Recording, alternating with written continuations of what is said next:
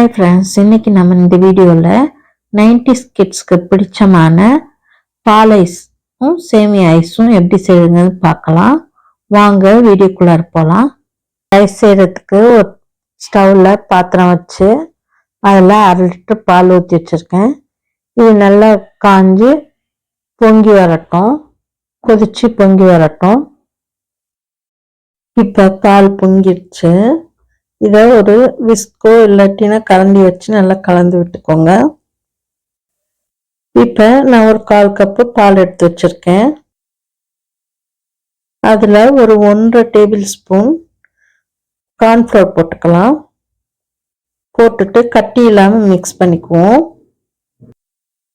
இப்போ நல்லா மிக்ஸ் பண்ணியாச்சு. இதை எடுத்து வச்சுக்குவோம். இந்த பாலில் நான் ஒரு 1/4 கப்பு பால் பவுடர் எடுத்து வச்சிருக்கேன். அதை போட்டுக்கலாம். போட்டு அதையும் நல்லா கலந்து விட்டுக்குவோம். கட்டி இல்லாமல் கலந்துக்கோங்க. இப்போ இதை நல்லா கலந்து விட்டாச்சு. பால் பவுடர்லாம் நல்லா கலந்துருச்சு. இப்போ இதில் 1/3 கப்பு சுகர் போட்டுக்கலாம். இது அளவில் ஒரு 1/4 கப்பும் ஒரு 2 டேபிள் ஸ்பூனும் எக்ஸ்ட்ரா இருக்கும். போட்டுட்டு இந்த சர்க்கரை நல்லா கரையட்டும். சர்க்கரை கரைஞ்சதும் நம்ம கரைச்சி வச்ச இந்த கார்ன்ஃப்ளவர் ஸ்லரியை, கார்ன்ஃப்ளவர் கரைசலை இதில் ஊற்றிக்கலாம். ஊற்றி நல்லா கைவிடாமல் கிளறிக்கோங்க. இல்லாட்டினா அங்கங்கே கட்டி ஆயிரும்.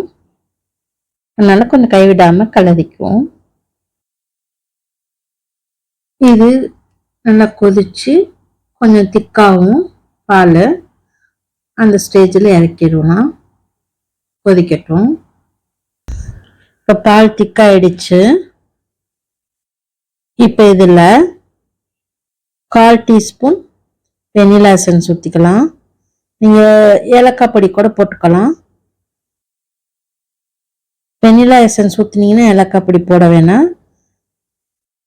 வெனிலா எசன்ஸ் இல்லாதவங்க ஏலக்காய் பொடி போட்டுக்கலாம். போட்டு நல்லா மிக்ஸ் பண்ணி விட்டுங்க. இப்போ ஸ்டவ் ஆஃப் பண்ணிட்டு இறக்கிடுவோம். இப்போ ஸ்டவ்ல இருந்து இறக்கி வச்சாச்சு.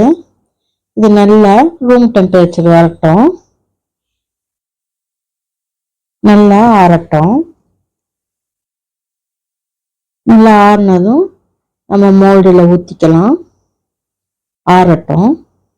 இப்போ பால் நல்லா ஆறிடுச்சு.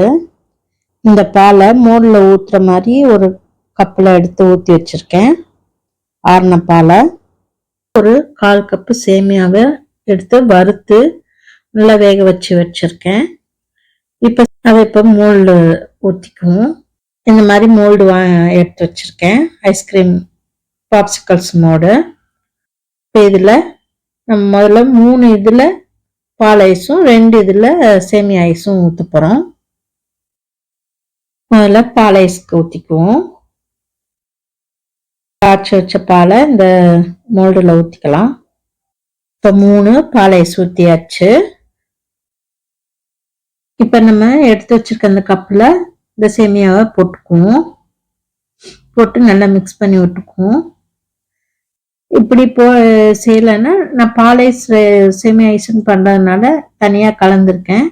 இல்லைன்னா நீங்கள் பால் காய்ச்சுறோம் இல்லையா, அப்பயே சேமியாவையும் வறுத்து சேர்த்து காய்ச்சி எடுத்துக்கலாம். இப்போ இந்த மோல்டில் ஊற்றிக்கலாம்.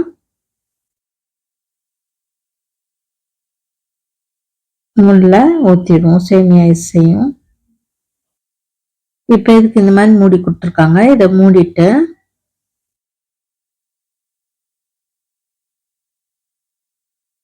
எல்லாத்தையும் மூடியாச்சு. இதுக்கு ஸ்டிக்கும் இருக்கு. அதை சென்டரில் ஒரு ஓட்டை இருக்கு இல்லையா, அதில் நேராக போடுங்க. மோல்டு இல்லாதவங்க ஒரு டம்ளர்லையோ இல்லை ஒரு பேப்பர் கப்லையோ ஊற்றிட்டு அது மேலே ஒரு கவர் போட்டு மூடிட்டு நடுமத்தில் ஒரு ஸ்டிக்கர் வச்சு வைங்க. ஐஸ்கிரீம் ஸ்டிக் இருக்குல்லையே அதை வச்சு வைங்க. இப்போ இதை ஃப்ரீசரில் 8 மணி நேரம் இல்லாட்டி ஓவர் நைட் கூட வச்சு எடுத்துக்கலாம். நான் ஓவர் நைட் வச்சு எடுத்துட்டு காமிக்கிறேன். ஓவர் நைட்டுக்கு அப்புறம் நம்ம எடுத்து டிமோல்ட் பண்ணலாம். இப்போ மறுநாள் ஆயிடுச்சு.